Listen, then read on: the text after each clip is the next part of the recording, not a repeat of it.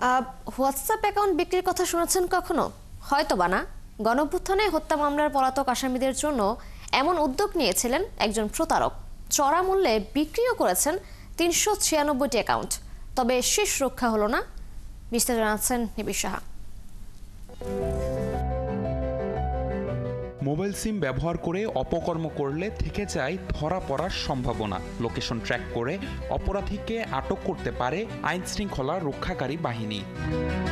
তাই অবস্থান গোপন রাখতে ব্যবহার করা হয় হোয়াটসঅ্যাপ সহ বিভিন্ন সামাজিক যোগাযোগ মাধ্যম। ২৪-এর গণঅভ্যুত্থানে হত্যা মামলার পলাতক আসামি ও শীর্ষ সন্ত্রাসীদের বাঁচাতে এমন উদ্যোগ নেয় ভিওআইপি ব্যবসায়ী মুজিবুল হক। তাকে গ্রেফতারে সম্প্রতি মোহাম্মদপুরের চানমিয়া হাউজিংয়ের একটি বাসায় যৌথ অভিযান চালায় বিটিআরসি ও র্যাপিড অ্যাকশন ব্যাটালিয়ন র্যাব ২ এর সদস্যরা। এ সময় চক্রের মূল হোতা মুজিবুল হক ও তার সহযোগী আরাফাতকে আটক করা হয়।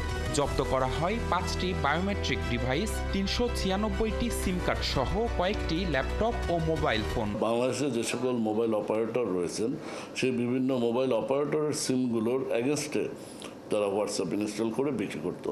এক্ষেত্রে আপনার লোকেশন যেমন ট্রেস করা সম্ভব হবে না, আপনি কোথায় আছেন এটাও জানা সম্ভব হবে না, বাট এই নাম্বারটি দিয়ে আপনি যে কোনো জায়গায় বিশ্বের, বাংলাদেশের এবং বিশ্বের যে কোনো জায়গায় কমিউনিকেশন করতে পারছেন। জিজ্ঞাসাবাদে তারা জানায় অনেক টাকার বিনিময়ে পলাতক নেতাদের কাছে ৩৯৬টি সিম থেকে হোয়াটসঅ্যাপ অ্যাকাউন্ট বিক্রি করেছে তারা। এজন্য নামে বেনামে এবং নিজেদের নামেও সিমগুলো নিজেরাই তৈরি করত চক্রটি। সিমগুলো তারা বিভিন্ন ছদ্মনামে অন্যের এনআইডি ব্যবহার করে এই সিমগুলো তারা উত্তোলন করেছে। ৫ আগস্ট পরবর্তী যে মামলাগুলো হয়েছে, এই মামলার যে সকল আসামি এবং শীর্ষ সন্ত্রাসী যারা আছে তাদের কাছে এই সিমগুলো বিপরীতে হোয়াটসঅ্যাপ অ্যাপস ইনস্টল করে এই হোয়াটসঅ্যাপ নাম্বারটি ব্যবহারের সুযোগ করে দিত। চক্রটির থেকে হোয়াটসঅ্যাপ ক্রেতাদের তথ্য সংগ্রহ করছে সংস্থাটি। তারা ডিভাইস লোকেট যারা প্রযুক্তি বুঝে না। নিবিড় সাহা, ৭১, ঢাকা।